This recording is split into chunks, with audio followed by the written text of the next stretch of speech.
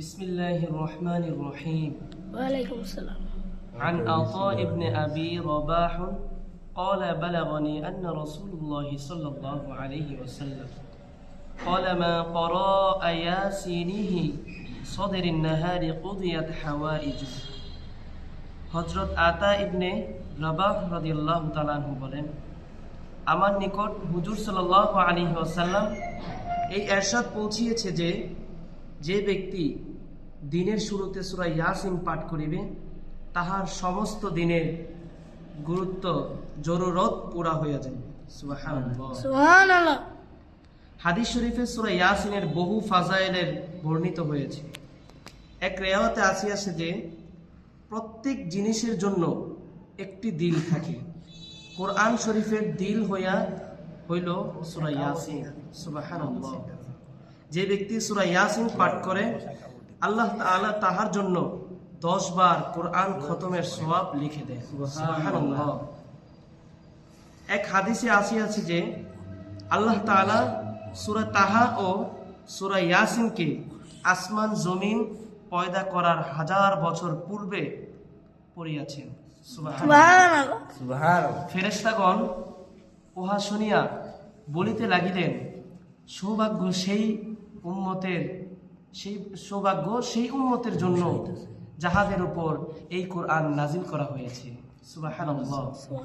সৌভাগ্য ওই অন্তরসমূহের জন্য যাহারা উহাকে ধারণ করিবে অর্থাৎ ইয়াদ করিবে, আর সৌভাগ্য ওই সকল জিহ্বা যার জন্য যাহার উহাকে তেলাওয়াত করিবে।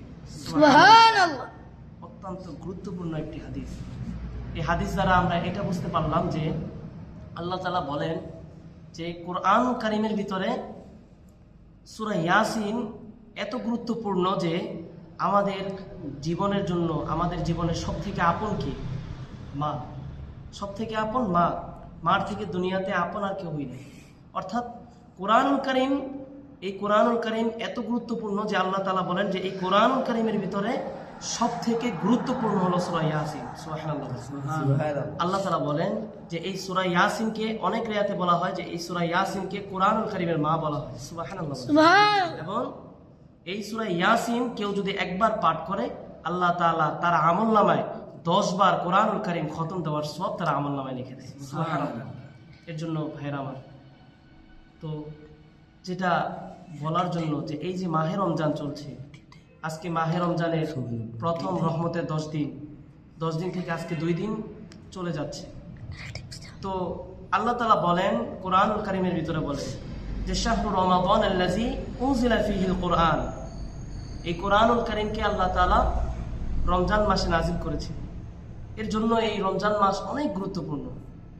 তো এই কোরআন অন্তত আমাদের মানুষের জন্য শুধু সওয়াবের জন্য না, এই কোরআন আমাদের জীবন ব্যবস্থা, এই কোরআন আমাদের চরিত্র গঠন করার জন্য, এই কোরআন আমাদের দুনিয়াকে সফলতা অর্জন করিয়ে দিবে এবং আখিরাতকে সফলতা অর্জন করিয়ে দিবে। আরেক আয়াতের ভিতরে আল্লাহ তাআলা কোরআনুল কারীমের ভিতরে বলেন যে আলিফ লাম রা কিতাবুন আনজালনাহু ইলাইকা লিতুখরিজান নাসা মিনাজ যুলুমাতি ইলান নূর।